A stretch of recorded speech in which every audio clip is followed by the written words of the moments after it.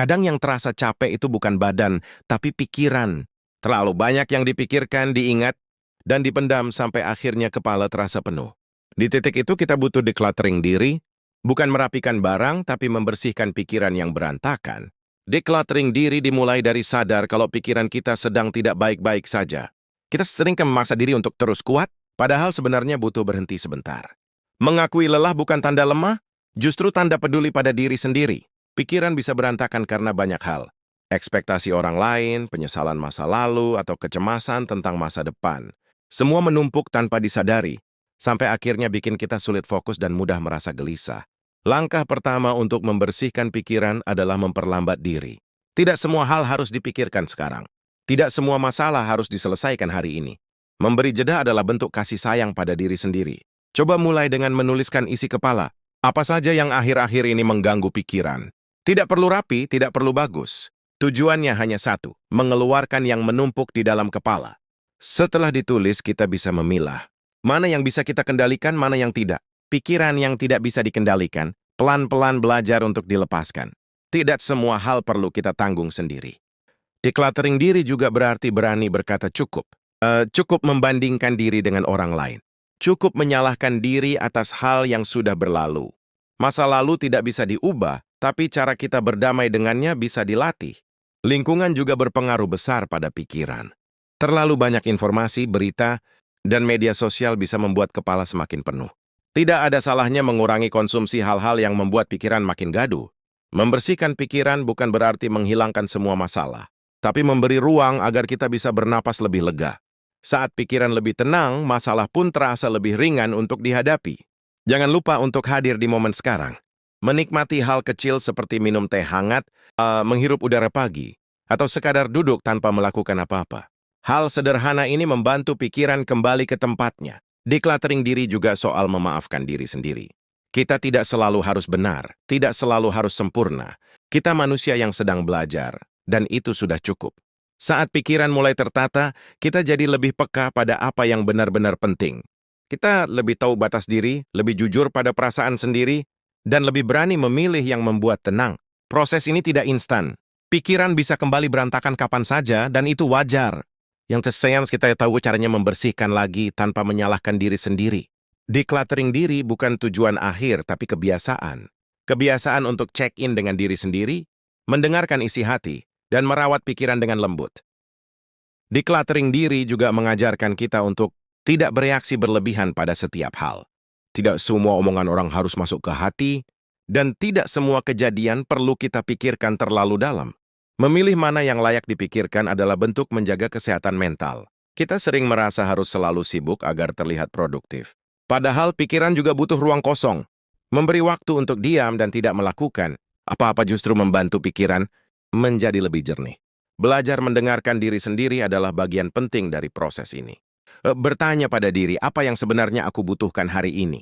Bukan apa yang dituntut orang lain, tapi apa yang membuat diri terasa lebih tenang. Decluttering diri juga berarti berani menetapkan batas. Tidak selalu mengatakan iya, dan tidak merasa bersalah saat memilih diri sendiri. Batas yang sehat membantu pikiran tetap rapi dan tidak mudah kewalahan. Kadang kita menyimpan emosi terlalu lama. Marah, sedih, kecewa, semuanya dipendam sampai menumpuk. Membersihkan pikiran juga berarti memberi izin pada diri untuk merasakan emosi tanpa menghakimi. Saat emosi diakui, pikiran jadi lebih lega. Kita tidak lagi melawan perasaan sendiri, tapi belajar berdamai dengannya. Dari situ maka ketenangan pelan-pelan tumbuh. Rutinitas kecil juga bisa membantu menata pikiran. Bangun pagi tanpa terburu-buru, merapikan tempat tidur, atau berjalan sebentar di luar rumah. Hal sederhana ini memberi sinyal aman pada pikiran. Decluttering diri tidak harus dilakukan sendirian. Berbagi cerita dengan orang yang dipercaya bisa meringankan beban pikiran. Didengar tanpa dihakimi seringkali sudah sangat menenangkan. Pikiran yang bersih membuat kita lebih hadir dalam hubungan. Kita jadi lebih sabar, lebih peka, dan tidak mudah terpancing emosi. Hubungan pun terasa lebih sehat dan tulus. Proses ini juga membuat kita lebih mengenal diri sendiri. Tahu apa yang membuat lelah, tahu apa yang memberi energi. Dari situ, kita bisa memilih hidup yang lebih selaras dengan diri. Saat pikiran lebih tertata, kita tidak mudah terseret drama. Kita lebih fokus pada hal-hal yang memberi makna, bukan yang hanya menguras energi. Decluttering diri mengajarkan bahwa hidup tidak harus selalu penuh. Ada keindahan dalam kesederhanaan, dalam pikiran yang tidak dipenuhi terlalu banyak beban. Setiap orang punya ritme masing-masing dalam membersihkan diri. Tidak perlu membandingkan proses kita dengan orang lain. Yang penting kita terus berjalan. Hari-hari mungkin tidak selalu mudah, tapi dengan pikiran yang lebih rapi, kita bisa menghadapinya dengan lebih tenang.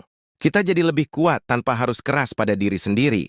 Pada akhirnya, decluttering diri adalah tentang hidup dengan lebih sadar.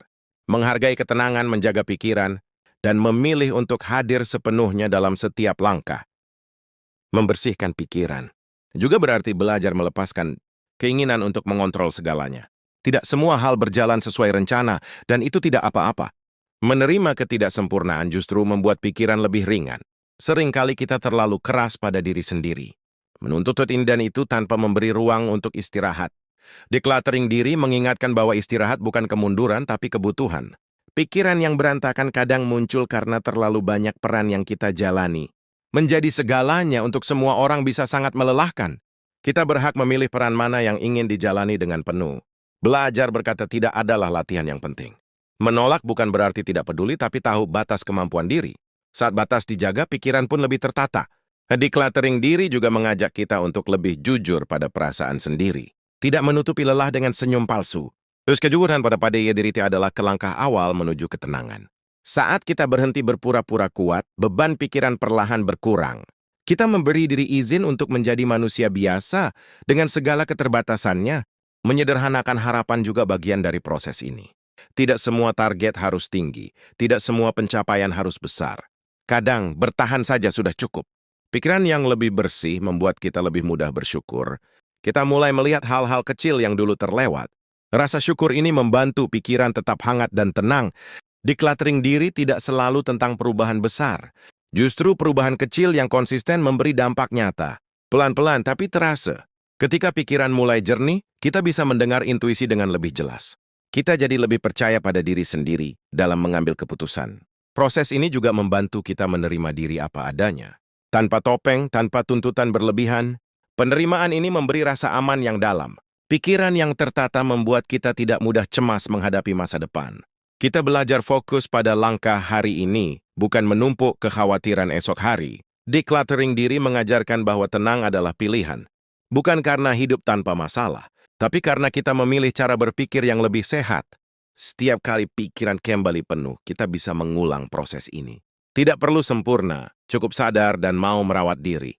Dengan pikiran yang lebih ringan, hidup terasa lebih ramah. Kita berjalan lebih pelan, bernapas lebih lega, dan menjalani hari dengan hati yang lebih damai.